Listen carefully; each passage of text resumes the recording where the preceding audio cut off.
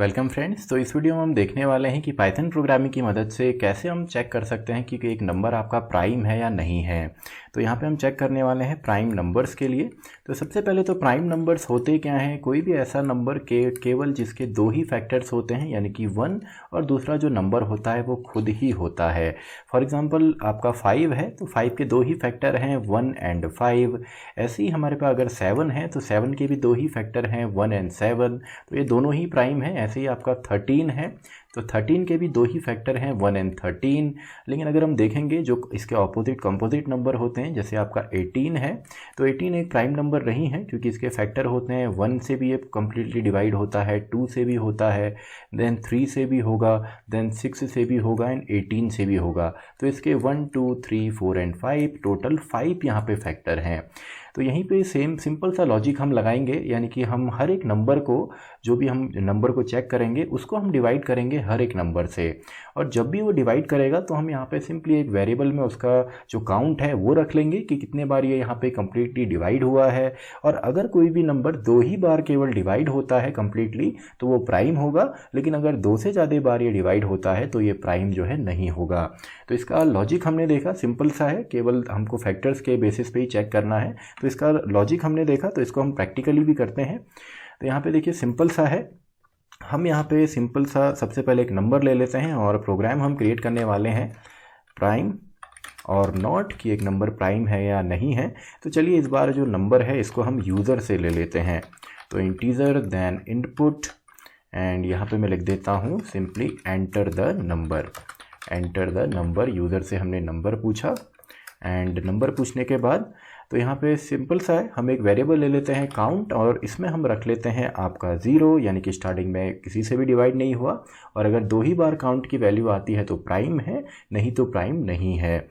तो यहाँ पे एक लॉजिक हम लगाएंगे, सिंपल सा लूप हम चलाएंगे फॉर x इन रेंज, और इसको हमने चलाना है 1 से लेकर इस नंबर तक, यानी कि नंबर प्लस 1।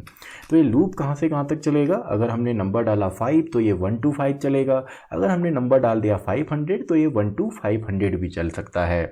तो सिंपल सा है। तो अब हमने यहाँ पे डिवाइड करना है केवल, तो हम यहाँ पे एक कंडीशन लगाएंगे, इफ़ अगर जो नंबर है अगर इसका हम रिमाइंडर निकालते हैं x से, यानी कि जो लूप है, यानी कि सबसे पहले 1 से देन 2 देन 3 देन 4, और हमको अगर मिलता है 0, यानी कि कम्प्लीटली डिवाइड होता है, तो हम simply count equals to count plus 1 यहाँ पे करेंगे।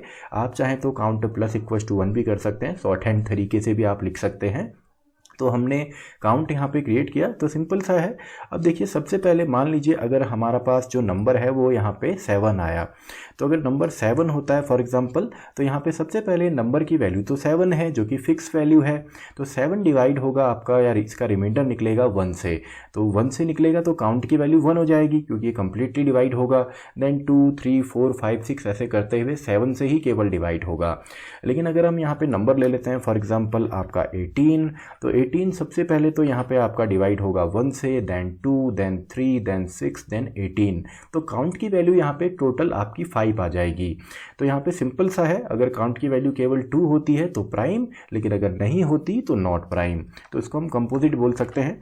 तो सिंपल सा है, इफ़ जो काउंट है अगर उसकी वैल्यू इक्वस टू है 2, तो प्रिंट हमने कर देना है it is a prime number, it is a prime number, नहीं तो एल्स हम यहाँ पे लिख देंगे it is not prime, it is not a prime number. तो देखिए सिंपल सा है। तो इसको हम रन करके देखते हैं।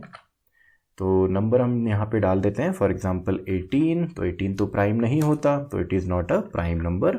एंड ऐसे ही अगर हम नंबर डाल देते हैं फॉर एग्जांपल 37 हम लिख देते हैं, तो 37 जो है प्राइम नंबर है। आप गैस कीजिए, इसके कोई भी और फैक्टर नहीं होते, केवल 1 और आपका सेम नंबर यानी कि 37 ही होता है। तो आई होप आपको इसका लॉजिक सिंपल सा था, लॉजिक आपको समझ में आया होगा और प्रोग्राम भी आपको समझ में आया होगा।